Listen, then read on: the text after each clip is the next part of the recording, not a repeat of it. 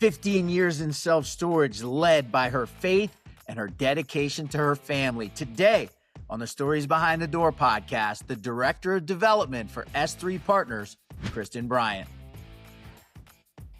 I'm blessed today to be joined by another member of the S3 Partners team, and I'm going to get to Christen Bryant very quickly. Before I do, I'm going to give a shout out to our partners at Kiwi 2 Construction. Wayne Woolsey and the incredible team at Kiwi 2 have been providing steel structures for the self-storage and small bay flex production for over 30 years. You can reach out to them at kiwiconstruction.com if you have any projects.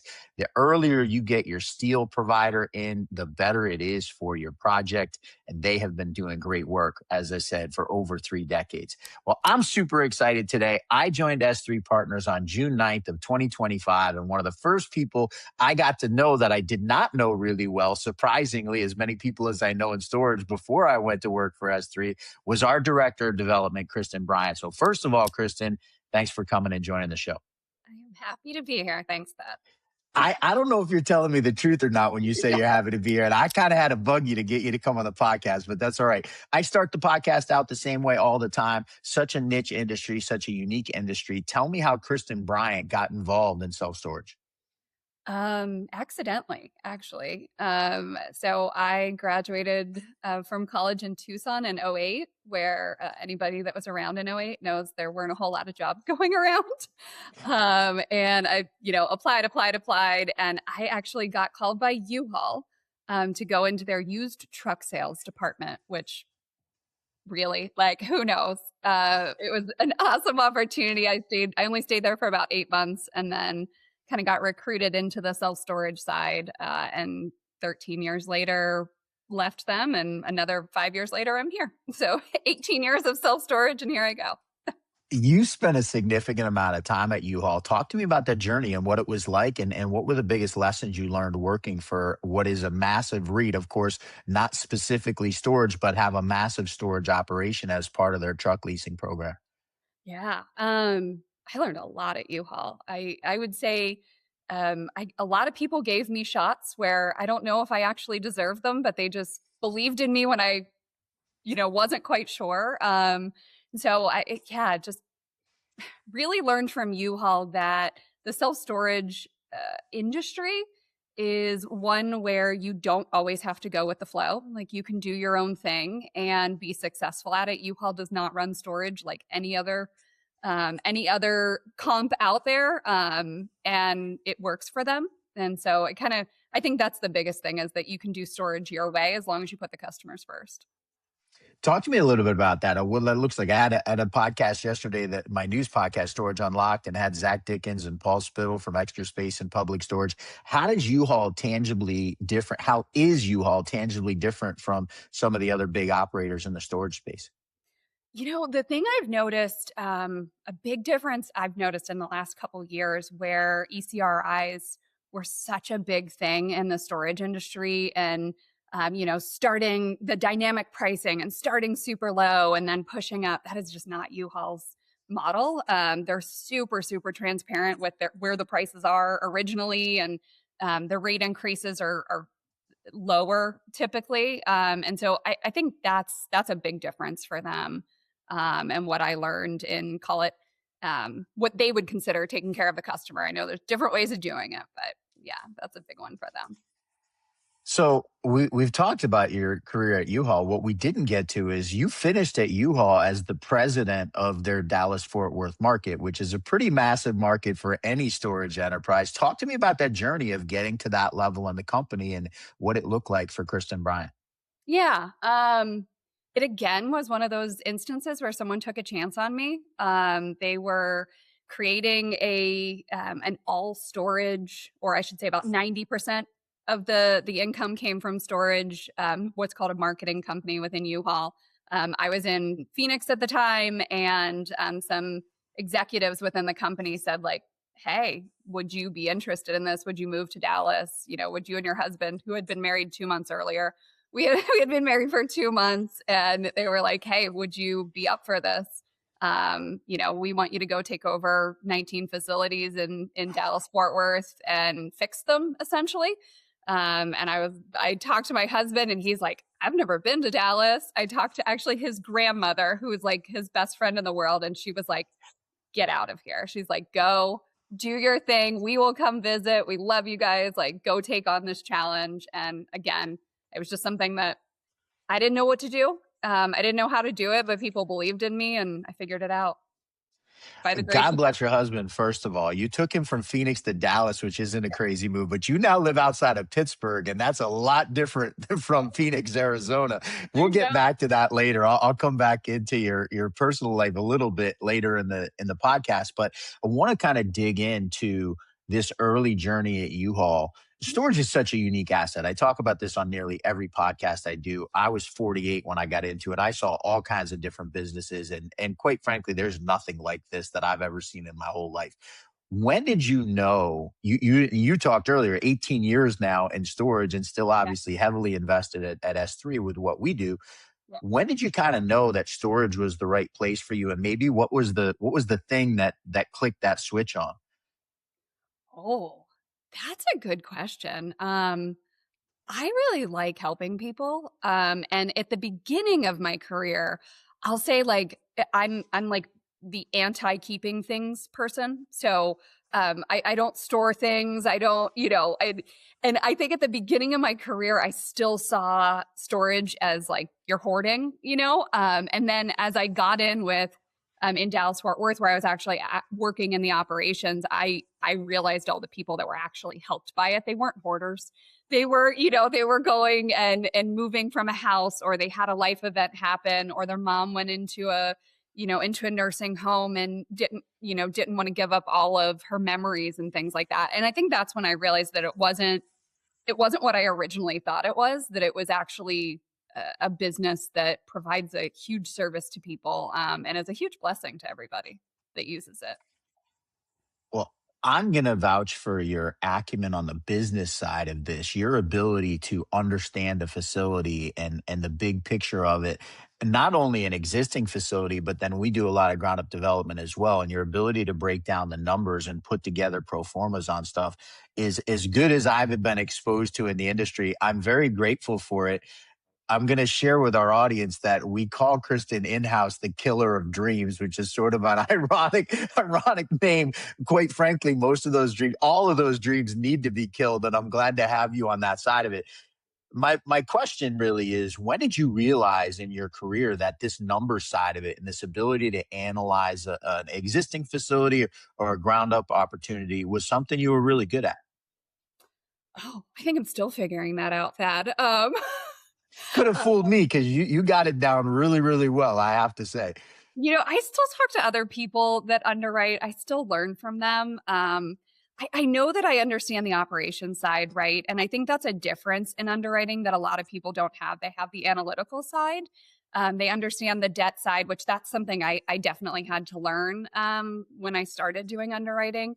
But I think it's an ever evolving process. I get better at it, each time I do it. And, my goal is I don't want anybody to lose money. I want everybody to go into good deals. So I think when you have a mindset, like call it an ownership mindset of it, where you don't underwrite just because somebody asked you to, but you underwrite like if I was going to build this deal, if I was going to buy this deal, would I do it? And would the numbers make sense for me? I think that helps.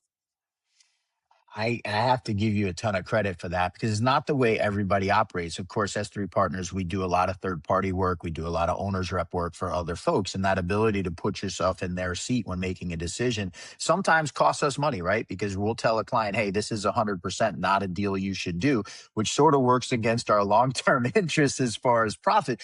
But I love this about you. And obviously, it's something that I hold to as well, that short-term benefit for us is not long-term benefit for us. I want to dig a little bit on that because you're such a helpful person. You've been so kind to me in so many ways, way beyond the business side of what we do at S3 Partners. Where did that come from? What you mentioned earlier, you like to help people. What Yeah. about Christen Bryant and your upbringing solidified that part of your personality? Because it's such a big part of who you are. Oh, that's so kind. That's so kind of you to say. I tell the truth. That's it. And I've experienced it firsthand on many, many occasions. So I'm interested to know where you think that came from. Oh, where did I mean, I think that goes back to the Bible. I'm very strong in my faith. I love the Lord. I love Jesus Christ. And I think, treat others the way you want to be treated. And I want to be taken care of well and loved well. And so I try, I say try, but I do it imperfectly. But I do try to think of others the way I would want to be treated. I love that answer. And we'll talk about that a little deeper. I'm going to give a little anecdote. We were out in Denver this summer for our yearly meetings as a team. And you came up to me at the end of a day one time and you were like, "Hey, I just wanted to apologize for earlier today." And I was like, "What are you talking about?" And you're like, "Well, I was struggling with something and I was a little off. And I just wanted to apologize for the way I was talking." And I was like, I was blown away by that because I didn't even notice something earlier on. But this idea that you're always wanting to show up for people in a way that's helpful to them is wildly apparent, and love that. Obviously, and I'll share this too. One of the things I love is I get text messages from you regularly in the morning or before 8 a.m., early in the morning with praise music, and always starts my day off right. Talk to me about that journey and your faith and how that's been important to you in terms of where you've gone with your career in self storage. Yeah. So first off, I think that apologizing is underutilized. And I think that a lot of people try to be too strong and they don't admit when they're wrong. And I have two little boys that I'm trying to teach, like, you can be strong and still apologize and still say you're wrong. So whether you noticed it or not, if I felt that I was being harsh, I don't remember that. So I'm not exactly sure what that situation was, but I just always feel it's appropriate to take responsibility and apologize. As far as call it the praise music, I have just noticed over my lifetime that when I fill my head with Jesus, when I fill my head with fill my home even, not even just my own ears, but when my kids and I are dancing to whatever's on my playlist that morning, or I'm sitting at work and it's a little too quiet, so I throw on some praise music. It sets my day. It's always a better day that way. I love that. Well, you brought up your two kids. We talked about your husband earlier. I want you to get into that a little bit about the role of your family and how important that is in terms of your motivation in what you're doing in storage. Oh, they're everything. My babies are everything. I say babies, they're 12 and 9 now, but you I got know, a 25-year-old. I still call him my baby, so I I just understand completely. I they're never can't pick him up. He's 6'2", but he's still my baby.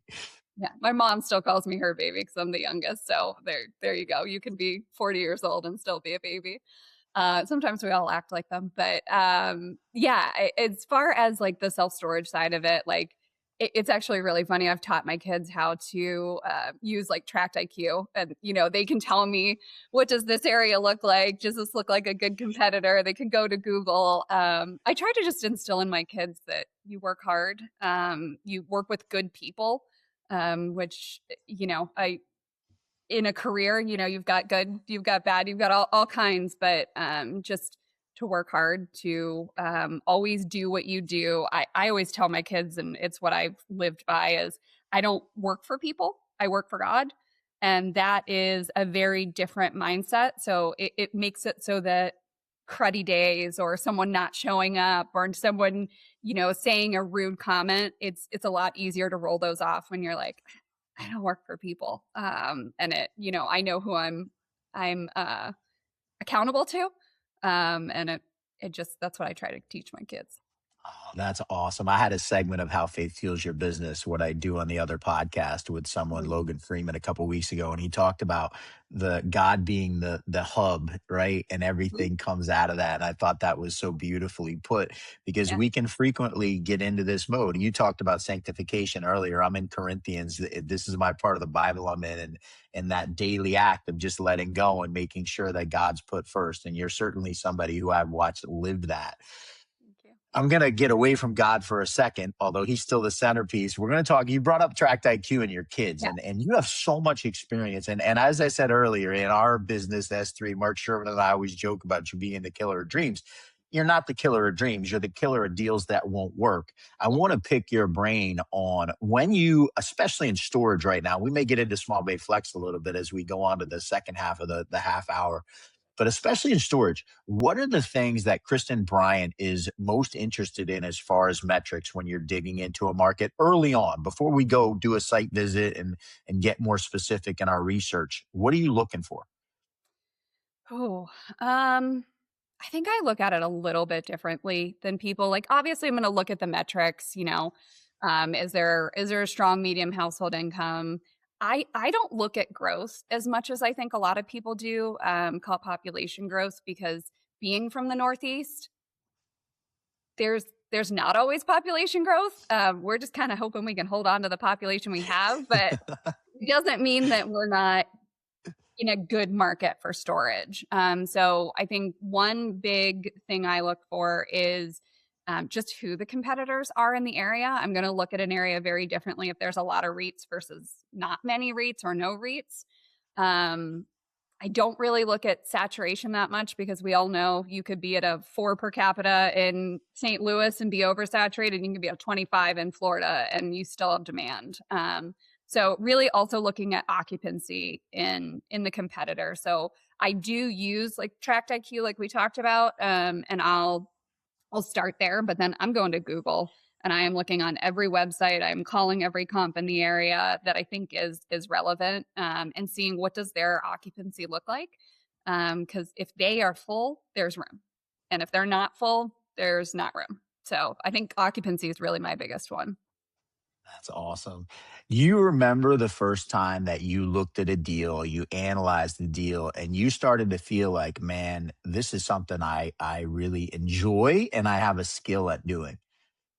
Again, I don't know about the skill side of it, but Yeah, I'm gonna say you have the skill, and that's all right, been verified by many, many people. The people that are players in this space that actually come to you and trust your judgment says all we need to know about how good you are at this. sorry, I'll stop being self-deprecating. Uh, so when did I first know? Gosh. I just I like to see like the whole of something. And so looking at any deal, I just want to see what can be successful, because I don't care about just underwriting it, right? Like, I want to see what happens in the 3 years where I showed it's going to hit stabilization and start being able to pay its bills, right? Like, and that's one thing I did at U-Haul, in one of my positions there, is like, once a location would open, I'd stay in contact with the manager and the president in that area and say, like, hey, how's lease up going? Are you renting the way you should? We predicted you'd be at 30 net, per month. How are we doing to that? I only see, 22. What can we tweak? So I like to see the success of it. So I don't know if that really answers your question, but I just like to see the whole side of it, like from we found a site and here's the dirt, all the way to we stabilized and we can finally pay our bills and start printing money, and all the fun side of storage that we all aspire to get to.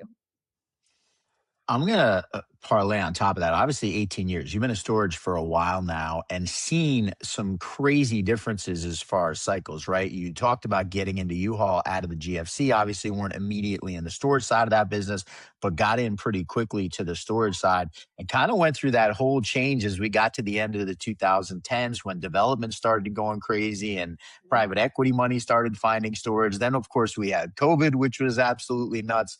And then the last 3 years since the first Fed rate hike in March of 2023, which sort of changed the dynamic completely. Talk to me about where storage is today in your perspective, and maybe how different it is than what it was like when you first got into it.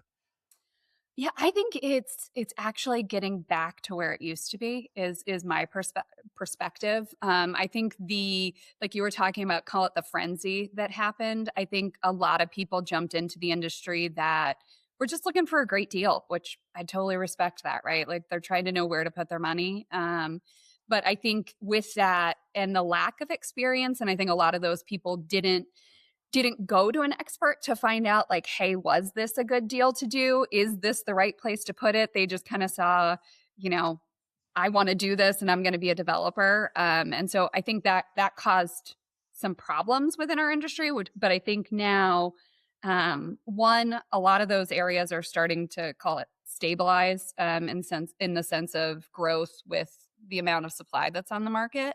And then two, where I said I think we're getting back to where we were, is that it's getting back to the core of people that are like really in this industry, and not just in it because it's trendy, but they're in it because this is what they do. The only difference I would see is, like you said, the institutional money that's come in. There's a lot of areas that just the mom and pops are kind of going by the wayside, which is a little bit sad to me because many of those were amazing customer service and just like awesome places to go to for the community that were, you know, uh, sponsoring a baseball team or putting up the sign in the outfield, you know, those kind of things, which I think is a really important part of our business that I hope we don't completely lose. But as the big money comes in, there's less and less of it. Leads me to the next question I was going to ask anyway, but fits perfectly here. You decide to leave U-Haul. You're the president of their DFW deal. You take your poor husband who you took from Phoenix to Dallas, now up to Pittsburgh. What brought that on? And as an aside, and where I want to go with this question, you now work for Barry Sherman, right? 300 plus ground up developments and storage. So kind of take me through the decision to leave U-Haul. You get back to Pittsburgh. Now you're working for Barry Sherman. What was the reasoning, and what's that transition been like? Yeah. So just a clarification, I wasn't running DFW at the very end of U-Haul. So I actually was in a really fortunate position where I worked remotely for U-Haul for a little while. Got it. And when that happened, I was actually pregnant with my second. And my sister-in-law was pregnant at the same time with another boy. And so I grew up with cousins, tons of cousins, come from a big family. And so I couldn't imagine my kids living 1,000 miles away from their cousins. And so at 30 weeks pregnant, I think it was like 26 weeks pregnant. I told my husband, I was like, we got to go back to Pittsburgh. We need to like be close to family. And I think at 30 weeks we moved. Yeah, to the That's an point. impressive turnaround, man. To make that in 4 weeks is no joke. It was crazy. And I couldn't drive the U-Haul or be in the U-Haul because I was so pregnant. So my older son and I had to fly to Pittsburgh and wait for my dad, my brother, and my husband to drive all the U-Haul and the vehicles and everything and bring it all to Pittsburgh. So just to get close to family, my whole family's here. And anybody that knows people from Pittsburgh knows you leave, but you always end up coming back. It's just the way. I have yet to meet your husband, who I'm sure I'll meet at some point, but I have massive respect for this man. Obviously, I have a ton of respect for you, so I can understand why he would go to these lengths. But on the flip side, for somebody to go to that level is very impressive as a husband. So that's awesome. It deserves a lot of credit. I want to get into the Barry Sherman side of this. You came to work for Barry actually shortly before I did. What's that experience been like, and how nice is it to work for somebody that has, you talked about coming back to what storage was. I mean, Yeah. Barry's been designing and building self-storage facilities since 1991. And what's that process been like for you? Oh, insane. It's been such a blessing. I've Insane's a good word. That's okay. You insane. don't have to protect Barry's feelings. No, I'm saying it in a good way. I didn't mean it as In case you can't tell, we like to bust each other's chops. It's part and parcel of the relationship. I'll get you later for that one. No, it's getting partnered up. We got introduced by a friend that said, "Hey, I think Christen would be a great add to your team." Talking with him, I was just like, I remember getting off the first time I talked with Barry, and I was like to my husband, I was like, I want this job. Like, I want to go work for this guy. He sounds like he works as hard as I do, which is appealing to me. You know, like, which I don't know. That guy outworks me sometimes, but I thought I worked as hard as he does. But just his watching him as what he calls like a recovering architect, and having that like architect knowledge, and then having owned a GC company, so having the construction knowledge, and just watching him interact with all of those people, look at a deal in a different way than I look at a deal, but I'm learning, learning his side of way. I've gained so much knowledge. And it's just fun. Like we have fun at work. And I don't know how many times, and maybe I'm just in a different part of my life, but like you don't always have fun at work. And I truly, even being remote, I've never felt as close to employee or not employee, sorry, colleagues as I do. I think I've only met you actually twice, and yet maybe three times, and yet I know I could call you for anything. So like that's just been a really fun dynamic of people that work hard but also have fun. I love that too. And we three times for the record, summer in Right, Denver, Vegas at SSA, and then December in Denver too for the company right. holiday party. So, but a testament to Barry, and I'm going to give him a massive shout out for that because I don't think it's not something he vocalizes, but he's created such an atmosphere of people who feel empowered working for him. And I talk about this all the time, and I'm not going to make this podcast about me, but quickly, he's been my mentor since I got into storage in 2021 and so fortunate and blown away to now be working for him. And to your point, like I get text messages at 6 a.m. Mountain Time. Obviously, he's in Denver. We're on the East Coast. I get emails from him at 2 o'clock in the morning on East Coast time. Like he's working from dawn to dusk, literally, which is motivating as an employee, right? When you're working your butt off, you want to know that your boss is doing the same. So shout out to Barry Sherman. We're very lucky to be working for him. We obviously are going down this road as a company with Small Bay Industrial Flex. I sort of came into S3 Partners with that piece of the puzzle. I was going to go down the road and Barry Sherman obviously supported that. You've been having fun alongside me, getting to know this kind of, it's not new, but growing in interest asset class. Talk to me about your initial thoughts on Small Bay Flex and what it's been like to get into this new niche. Oh, my initial thoughts were, "What the heck is this? Like, d does it really know what it is? Is it industrial? Is it storage?" And you have been just instrumental in teaching me, really what it is. I That understand scares the crap out of me, honestly, because if you're learning from me, you're in deep trouble. I hope you got somebody else helping the color. Oh, that's great. there's lots of people, but you're definitely number one. But See, yeah, I so can be self-deprecating too. I know I noticed you were doing that. I'm not going to let you have that. But yeah, no, just it was familiar in the sense that it was close enough to storage that I could kind of see, like, even though the customer is a little bit different, there's a lot of crossover in it. So it was an easy transition. But at the same time, underwriting it is a totally different ball game. So trying to, you know, make a model that could actually underwrite these deals properly was a big thing. But it's fun. I really like the flex side of it. I think it takes some of the parts of storage that are a little bit tough, call it, and it kind of smooths them out. So I think it's a really neat industry, a nice little hybrid between, call it, storage and industrial. I can't thank you enough. It's hard to believe we're 28 minutes in. I always try and keep this thing at 30 minutes to honor your time and the people listening to be able to give them something that's digestible. But I want to give you an opportunity. As I've said, have so much respect for your ability to look at a project, to look at whether it's a development deal or an acquisition, and really be able to make a quick decision. And then, if it's a go, a deeper analysis of a project to really give someone insight. If there's somebody out there and they're looking at a storage project, they're looking at a small bay industrial flex project, whether it's development or ground up, how does someone touch base with Christen Bryant and her role as director of development for S3 Partners and contact you to get insight into a deal they're looking at? Yeah, for sure. Thank you. So S3, we have a program called DealPro, which is one that I run, which is essentially, call it underwriting. Right. It's underwriting services. It's financial analysis. It's market research.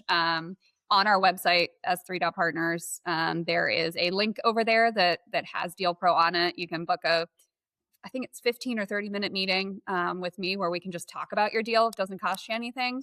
And we kind of go from there. If you need more help with that, I'm happy to help. Strongly encourage. Small Bay is so new. There's so many people getting into it, but you may not know exactly what you're looking at. We have spent a lot of time educating ourselves and understanding what this market looks like, and she's the absolute best.